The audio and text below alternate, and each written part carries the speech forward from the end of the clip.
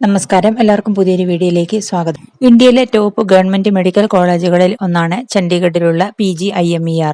PGIMERൽ 2024 BSc nursing കോഴ്സിലേക്കുള്ള entrance എക്സാമിന്റെ application start ചെയ്തിട്ടുണ്ട്.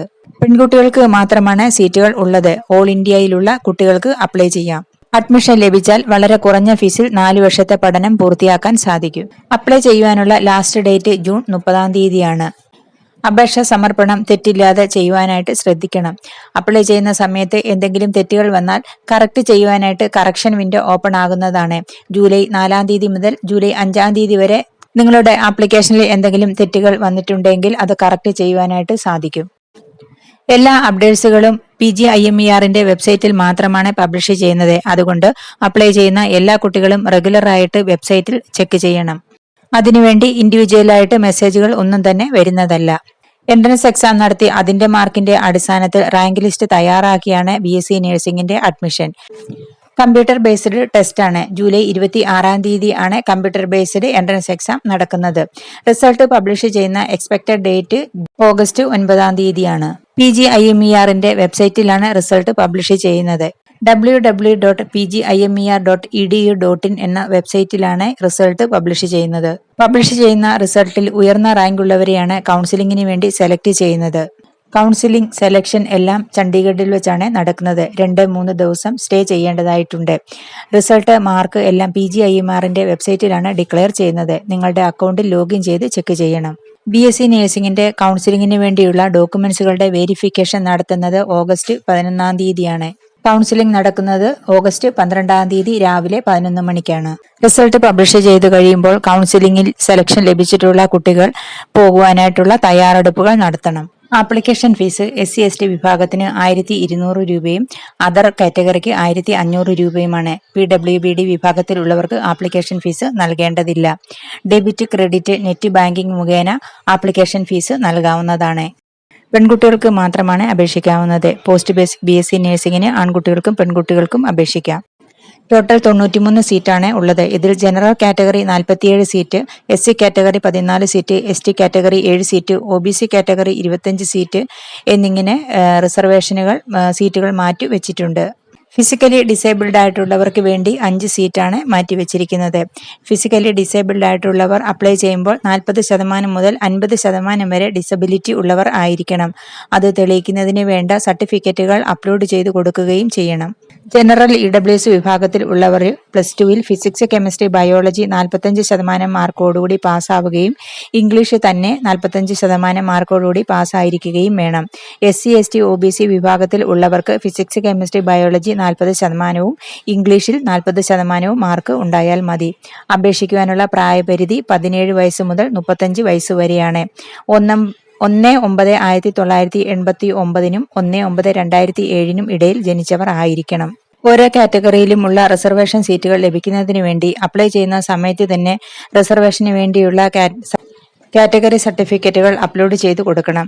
SC/ST വിഭാഗത്തിൽ ഉള്ളവർ ജാതി സർട്ടിഫിക്കറ്റാണ് അപ്ലോഡ് ചെയ്ത് കൊടുക്കേണ്ടത്. OBC വിഭാഗത്തിൽ ഉള്ളവർ നോൺ ക്രിമിനൽ സർട്ടിഫിക്കറ്റ് അപ്ലോഡ് ചെയ്ത് കൊടുക്കണം.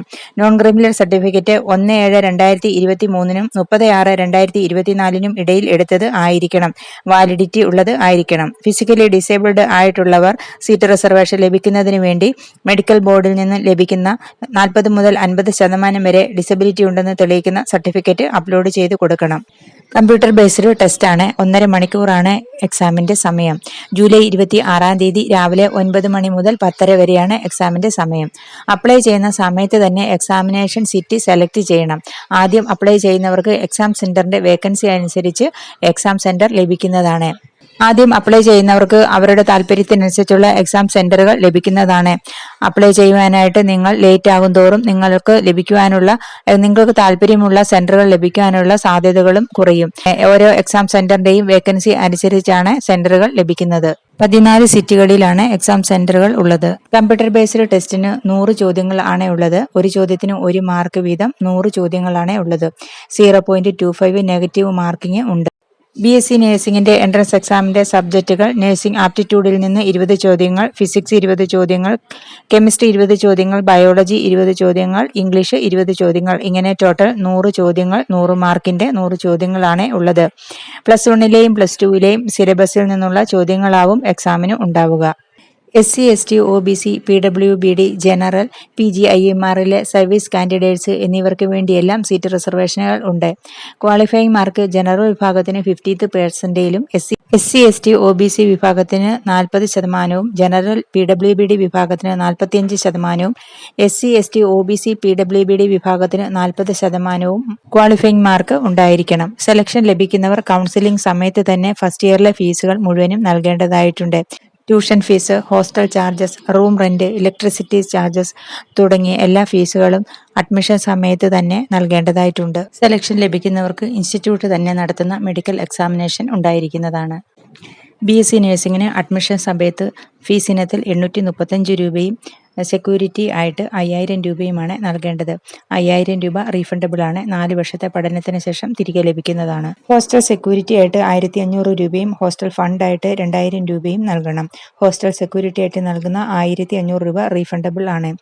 സിംഗിൾ റൂമിന് വാർഷിക ഫീസായിട്ട് 2400 രൂപയും ഷെയറിംഗ് റൂമിന് 1200 രൂപയുമാണ്. ഇലക്ട്രിസിറ്റി ചാർജ് ഓരോരുത്തരും 500 രൂപ വീതം വർഷത്തിൽ നൽകണം.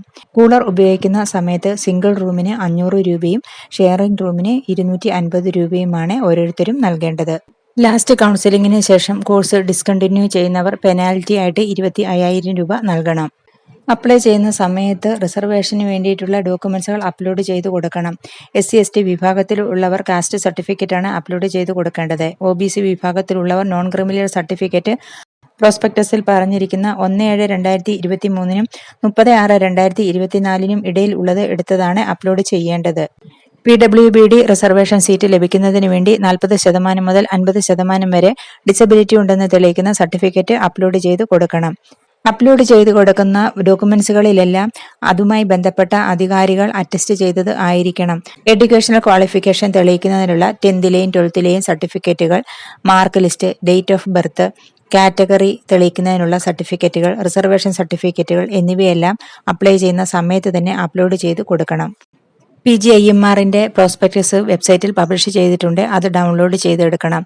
അപ്ലൈ ചെയ്യുന്നതിന് മുൻപായിട്ട് പ്രോസ്പെക്ടസ് നന്നായി വായിച്ച് മനസ്സിലാക്കിയതിനു ശേഷം വേണം ആപ്ലിക്കേഷൻ ഫില്ല് ചെയ്യുവാൻ. റിസർവേഷനുകൾ ലഭിക്കുന്നതിന് വേണ്ടിയുള്ള സർട്ടിഫിക്കറ്റുകളിൽ അതുമായി ബന്ധപ്പെട്ട അധികാരികൾ അറ്റസ്റ്റ് ചെയ്യാത്തതോ സെൽഫ് അറ്റസ്റ്റഡോ അല്ലാത്ത ഡോക്യുമെന്റ്സുകൾ അപ്ലോഡ് ചെയ്തു കൊടുത്താൽ ആപ്ലിക്കേഷൻ ക്യാൻസൽ ആകും. അതുകൊണ്ട് അപ്ലൈ ചെയ്യുന്ന സമയത്ത് വളരെ ശ്രദ്ധാപൂർവം വേണം ഡോക്യുമെന്റ്സുകൾ അപ്ലോഡ് ചെയ്ത് കൊടുക്കുവാൻ. അപ്ലൈ ചെയ്തതിന് ശേഷം നിങ്ങളുടെ ആപ്ലിക്കേഷനിൽ റിമാർക്സുകൾ വന്നിട്ടുണ്ട് എന്ന് അറിയുന്നതിന് നിങ്ങളുടെ അക്കൗണ്ടിൽ പാസ്വേഡും ഐഡിയും ഉപയോഗിച്ച് ലോഗിൻ ചെയ്ത് ചെക്ക് ചെയ്യണം.